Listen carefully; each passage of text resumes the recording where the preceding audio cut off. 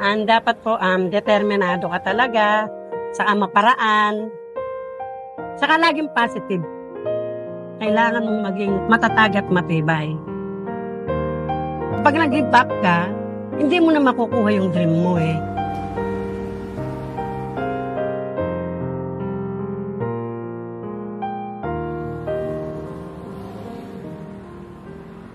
Sa mundong kung saan ang epekto ng trauma ay umaabot sa mga susunod na henerasyon, ang pagtungo sa pagiging malakas madalas ay nagsisimula sa pag-unawa at malasakit para sa mga kababaihan kung saan ang kanilang buhay ay madalas puno ng pang-aabuso, diskriminasyon at karahasan o masamang karanasan.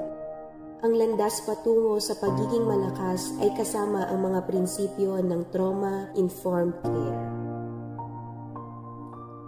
Ang ENOUGH, League of Empowered Women, ay isang lugar kung saan masisilayan ang lakas, giting at tagumpay ng mga kababaihan sa iba't ibang larangan ng buhay. Ating tatalakayin ang mga kwento ng pag-asa, determinasyon at inspirasyon mula sa mga babaeng nagsusulong ng pag-unlad at pagbabago sa lipunan. Dito sa ENOUGH, League of Empowered Women.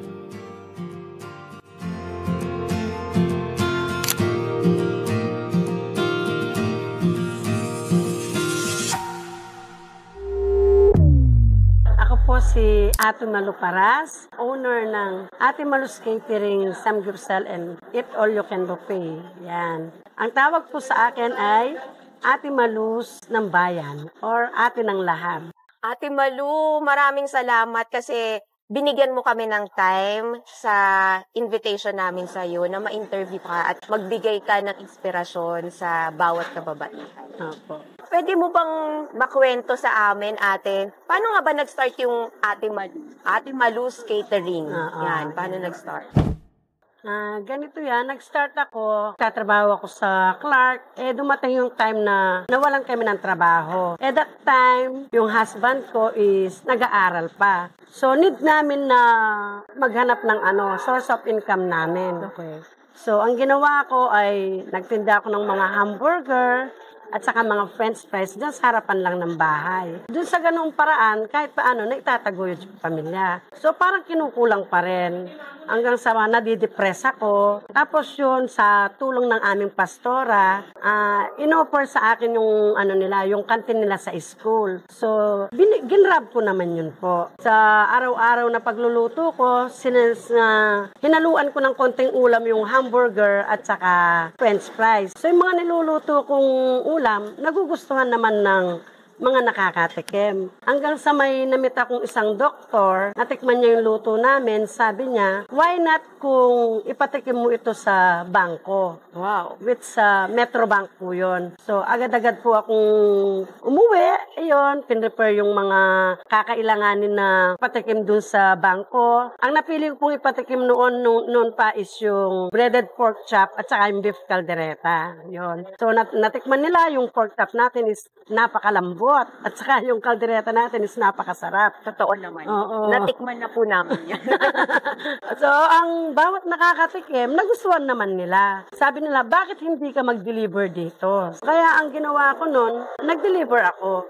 Nag-start muna ako sa 1 kilo. Wala akong assistant, wala akong helper. Pero mayroon akong yung 3 kong anak. Yun, siyempre sa sitwasyon ko, napakahirap talaga, ma'am. Determinado ako sa aking ginagawa dahil passion ko yun. So, ang ginawa ko, niluluto ko, pinapalengke ko, dinideliver ko. Hanggang sa nirepair ako kada bangko. Dumami. So, halos na ng mga bangko dito, yung mga naunang nakilala na po ako sa BPI, sa BDO, RCBC, China Bank, halos lahat po ng bangko. Kinukuha na po nila akong, ate, bakit hindi ka magluto ng tray? Pwede mo ba akong lutuan ng naka-tray? Sabi niya. Nilutuan ko naman po sila. Nagugustuhan hanggang sa nire-repair na naman ako. Bali po, wala pa akong gamit noon. Pero dahil nga po sa malakas yung loob ko, dahil determinado.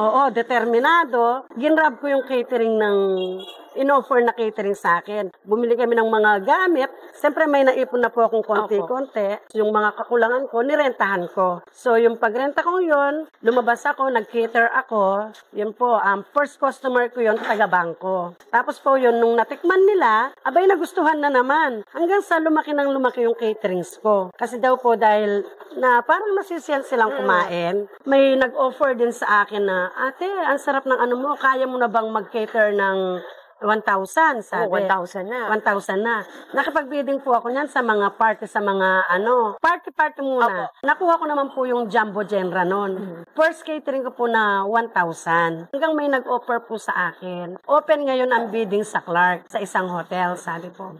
Nakipag-bidding po kami, dumadaan po kami ng process. Nakuha na naman po kami. Mga hotel na po niyan. Mga hotel level na up na. Level up na. So hanggang sa yung pong hotel na yon, 3 branch po. Yung isa 3,000 ay 1,500. Galing. Oo, yung isa may 4,000 nata. Yung isa naman po is 1,000. From 1 kilo, truck na yung nagde-deliver. So sa tulong ng aking asawa, nakayanan ko namang lahat yon. So bilang isang babae po, siyempre kailangan itayo natin yung natin na magkaroon tayo ng sariling negosyo kasi po nangangarap din kami, hindi lang na bilang concessionaire or cater lang. Sana darating ang panahon magkaroon tayo ng sarili nating pangalan, yung sarili nating restaurant. Tapos hindi po natin inaasahan na dumating yung pandemic. Yung pong hawak naming 3 yun sa Clark, almost 8 years naming hawak. Tagal na din, halos 8 years. Tapos, nag-shutdown lahat po yun. Hindi po ako nagpatinag. Sabi ko sa asawa ko, magtayo na tayo ng natin. May nakita akong doon. Gusto ko yon. So, sa tulong ni Lord, ayan, binigay niya itong... Dati po kasi nakikita ko lang ito. Sabi ko, ang ganda ng pwestong yon. Gusto ko siya. Kasi po every time na dumaan kami dito, laging sarado. Umaandar pa kaya yon, sabi ko. Hanggang sa sinerch ko sa So, available naman siya. Nung mawala na po yung 3 hawak namin. Hotel. Oo. Ito naman ang pinalit ni Lord. Pagkalipat namin dito, parang doon po lalong naramdaman yung pagsisumikap talaga at pagpupursige. Kasi ito na yun Ito na yun bagong pag-asa. Oo, ito na yun Kahit na pandemic, binigay ni Lord ito. 2021, I think 2021 or 2022. So, kasagsagan ng pandemic, nabuksan namin Kasi ito. madaming nagsara, pero kayo, Ate Malu, nagbukas. Nagbukas kami.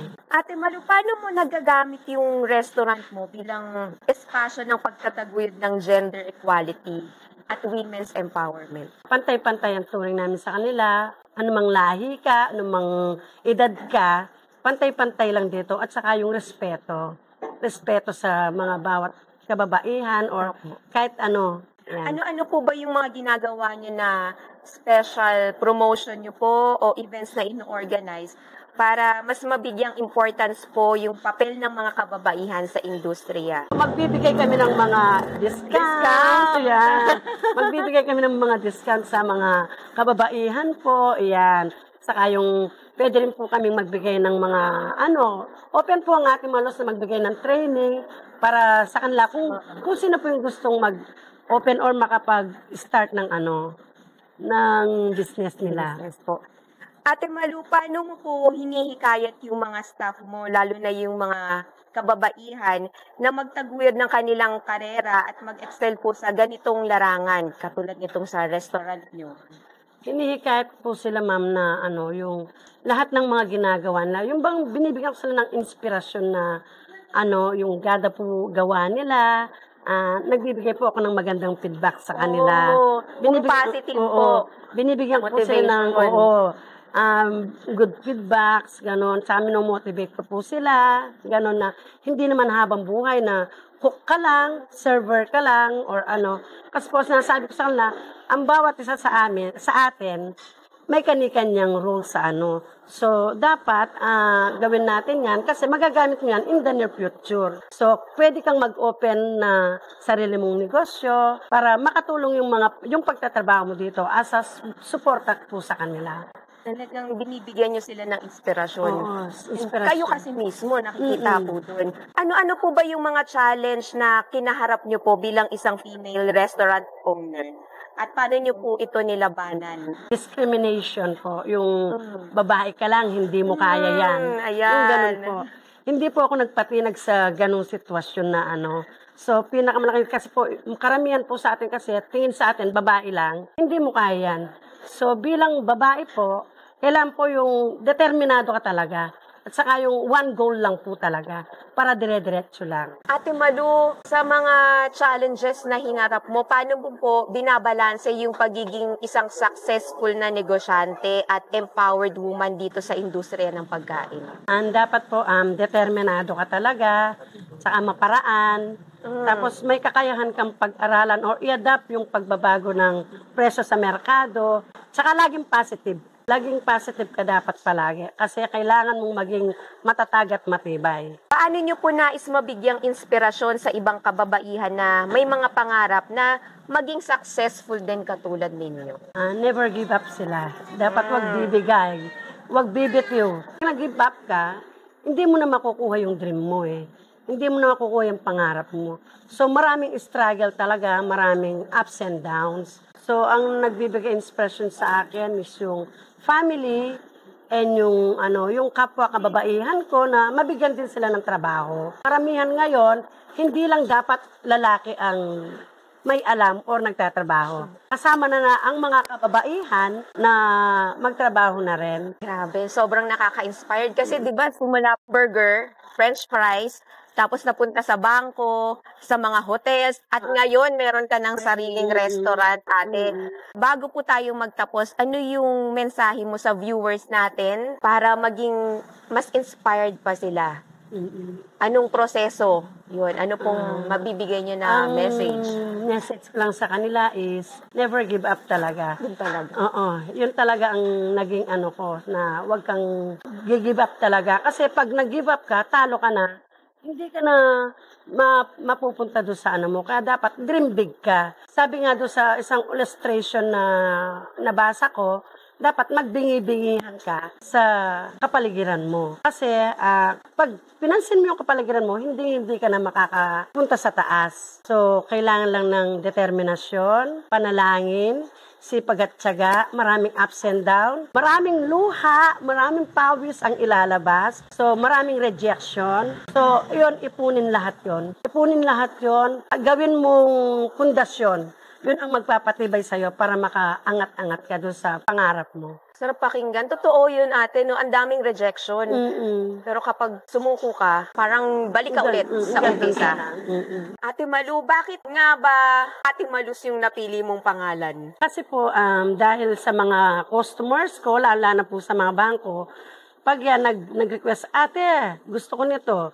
Ate Malu, gusto ko nito. Ate Malu, bawal sa akin yung prito. Kaya po parang naramdaman na ng mga customer ko na talagang ate nila ako. Kaya naisipan ko pong yung catering namin ng Ate Malus talaga. Kasi po, dahil nandun po talaga yung pag-aalaga ng isang ate, ng isang pamilya, ng isang nanay. Ganon, bata, matanda, ate na talaga Ate ang Malu tawag. talaga.